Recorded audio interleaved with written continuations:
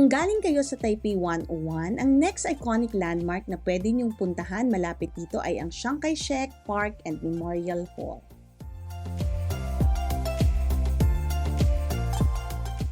It's just a 10-minute journey on the Red Line. Just 5 stops from Taipei 101, bababa na kayo mismo sa Chiang Kai-shek Memorial Hall Station.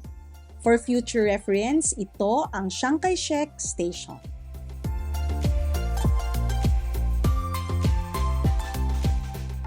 We're heading out at exit number 5.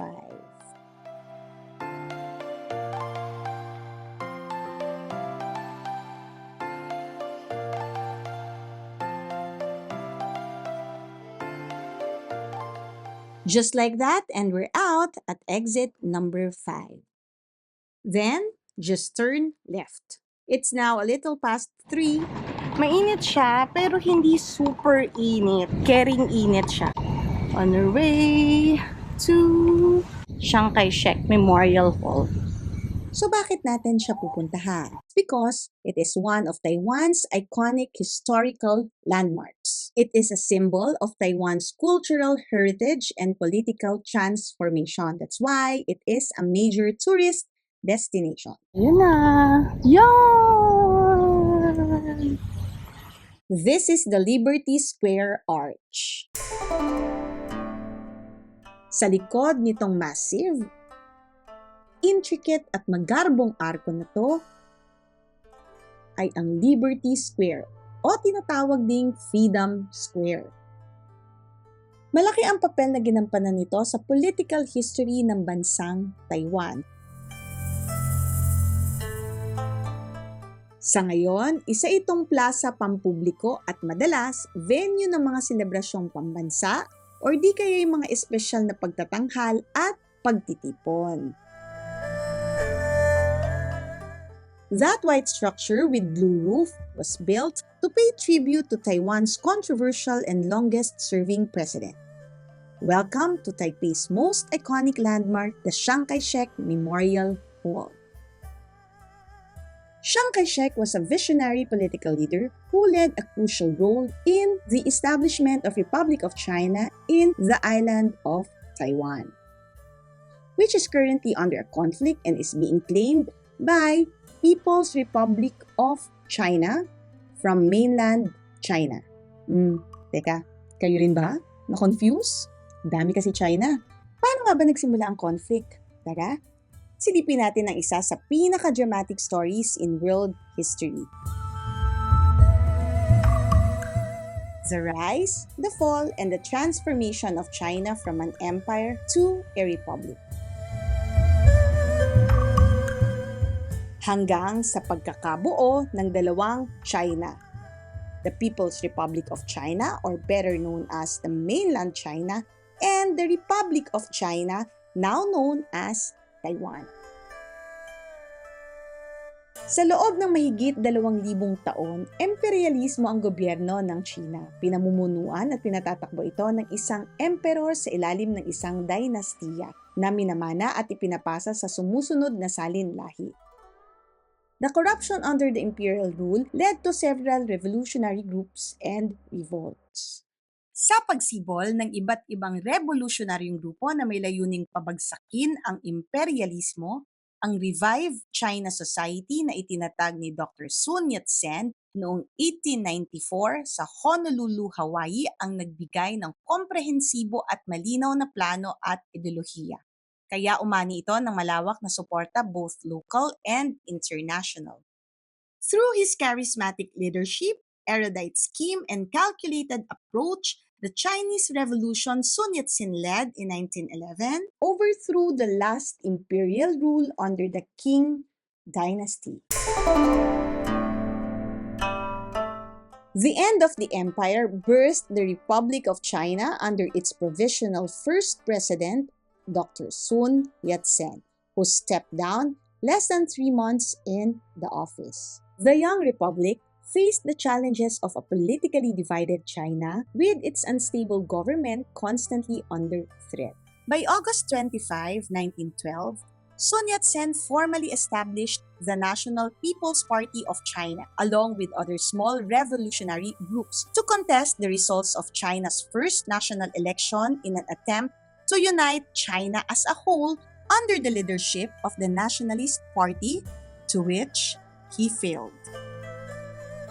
In 1919, in an attempt to unify the divided China, Dr. Sun Yat-sen reformed the party and resurrected it under the name Kuomintang of China.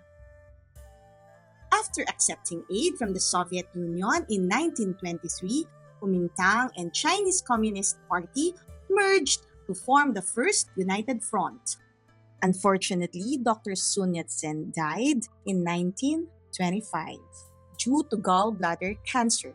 Chiang Kai-shek took over Kuomintang Party in 1926. Kuomintang Party under the leadership of Chiang Kai-shek solely ruled the mainland China from 1927 until 1949. But its control gradually declined during the Second Sino-Japanese War from 1937 to 1945. Ang pagtatapos ng pangalawang digmaang pandaigdig kasunod ng pagsuko ng mga Hapon ay siya namang pag-usbong ng Civil War sa China from 1946 to 1949 sa pagitan ng Kuomintang Party ni Chiang Kai-shek at Chinese Communist Party ni Mao Zedong. The Chinese Communist Party or the CCP under the leadership of Mao Zedong emerged victorious after the Civil War in December 10, 1949.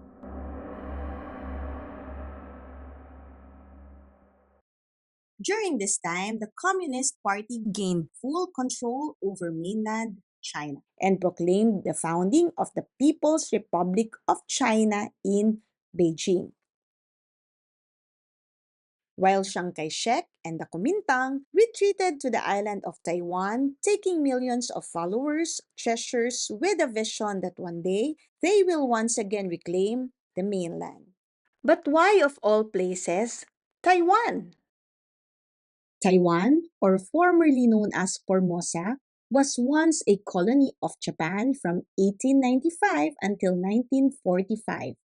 It was only given back to China at the end of World War II under the General Order No. 1, which ordered the Japanese troops to surrender under Chiang Kai-shek. Taiwan, being a newly liberated province, appealed to Chiang Kai-shek as a clean land without communist cells, making it an ideal place to establish a new base of operations and build a model China. Therefore, following their migration, the government of Republic of China then continued its governance in Taiwan. Under Chiang Kai-shek's leadership, he imposed martial law and was re-elected multiple times as president under his authoritarian system. Though several civil liberties were suppressed during his time, his rule brought rapid economic growth in the country. Following his death in 1975, Taiwan began its gradual process towards democratic government from martial law. Now, Taiwan has been transformed into modern, democratic society while the mainland marched on under communist rule.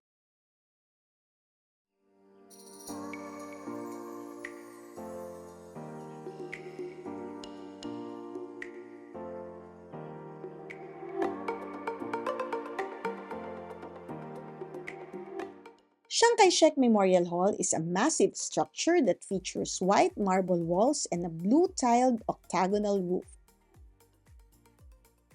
8 being associated with good fortune in Chinese culture. The structure was designed to include 89 steps that will lead you up to the main hall, symbolizing Chiang's age at death. The massive structure is home to a large bronze statue of Chiang, a museum documenting his life and Taiwan's history. The changing of the guards is an awaited ceremony that happens every hour starting 9 a.m. until 5 p.m. every day.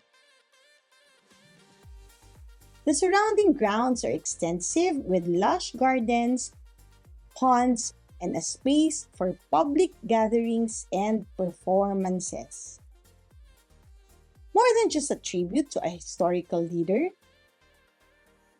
The Chiang Kai-shek Memorial Hall is a symbol of Taiwan's resilience, a reminder of the island's turbulent past and its journey from dictatorship to vibrant democracy it enjoys today. Though freedom was tightly controlled back in his day, his leadership launched massive land reforms, invested in education, and pushed for rapid modernization, which transformed Taiwan from a war-torn refuge into a rising economic powerhouse.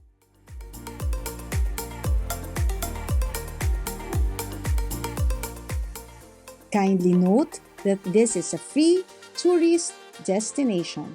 Alam mo, ibang-iba talaga itinerary pag bata ang kasama. Ayaw na dumiretso, sinilip lang nila. Mainit daw kasi sobra. So, pabalik na kami ng train station. Food trip ang gusto ng mga bagets ko. Bago tayo tuluyang umalis, syempre may patip ang kumarin nyo. Kailan ba best na pumunta dito? It's either early in the morning or pa-sunset. Syempre, pag umaga, iwas ka sa init. It's an open ground, so pag naglalakad ka papunta sa Memorial Hall, masakit sa anit yung init niya. Lalo na kung ang punta nyo dito hindi naman winter. Now, bakit naman pa-sunset ang best? Kasi makikita mo yung transition ng natural daylight at dramatic lights nila sa gabi kasi maganda daw. Sa totoo lang hindi ko pa siya nakikita sa gabi. Chinika lang naman sa akin. Pero i-manifest natin yan na sana makabalik tayo dito para makita natin ang display of dramatic lights and feel the vibe ng Chiang Kai-shek at night. Ay, ang ganda naman sa gilid. Pag nakaharap ka sa Chiang Kai-shek, nasa right side mo, nasa right wing. Ay, ang nice! Ayan, may mga docks. May pond pala dito. Ang ganda, oh! Oh, this is nice! Ay, ang ganda naman sa gilid. Pag nakaharap ka sa Chiang Kai-shek, nasa right side mo, nasa right wing. Ay, ang nice! Hala, ito ba yung lotus? Ang saya naman. Dito pa ako first time makakakita ng lotus. You know? Oh, nice! Nice, nice, nice, nice. Alam niyo ba dapat papunta na kami ng train station, pero nag-decide kaming magpahinga dito dahil very relaxing yung vibe. O, yung huni ng ibon na tunog ng tubig, o diba?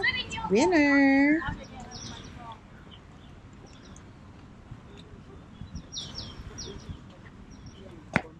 We're done with the second stop in our itinerary. Heading next to Ximending.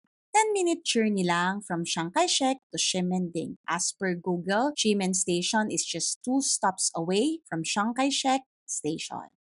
Pabalik na ho tayo sa Ximending kung saan ang ating accommodation. Andito tayo ngayon sa train station kung saan tayo bumaba kanina from the red line. Dito rin tayo bumalik at sasakay, this time ng green line naman. So para mas madaling tandaan, ang green at red lines ng Taipei Metro ay dumadaan sa Chiang Kai-shek Station. Station na malapit sa Chiang Kai-shek Memorial Hall. Itong itinerary na ginawa natin ngayon perfect para sa mga travelers na gusto smooth and chill lang na gala. Either may kasama silang bata or meron silang kasamang seniors. You don't need to take the cab kasi yung mga train stations dito sa mga landmarks na pinuntahan natin, within short walking distance lang. Siguro mga 1 to 2 minutes lang. So, kayang-kaya.